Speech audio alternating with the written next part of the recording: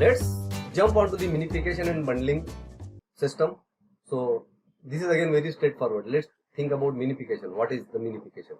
Minification means a big file is there, let's say 500 KB, 2 MB, 5 MB, whatever, and you are minifying it. Now you cannot cut the file actually, because it will not solve the purpose, it will break down, right?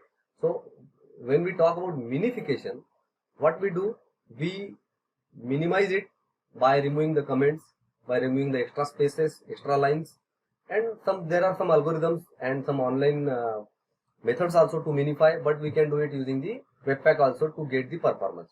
So we can do the minification on production environment, and we should do that actually, right? It's very important, and we should compress our images also. So built-in support is provided by Webpack. This is what I told you, and how you can do that? It needs a plugin.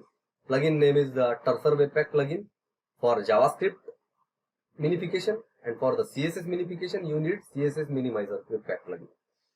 Very straightforward to use, don't worry. You can just import them in the Webpack configuration file and you can use them same way that I have used earlier.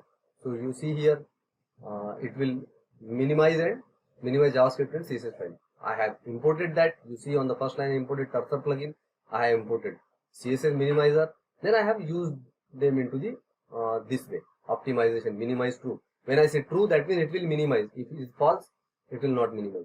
And what minimizer will do, will execute these plugins and it will minimize automatically.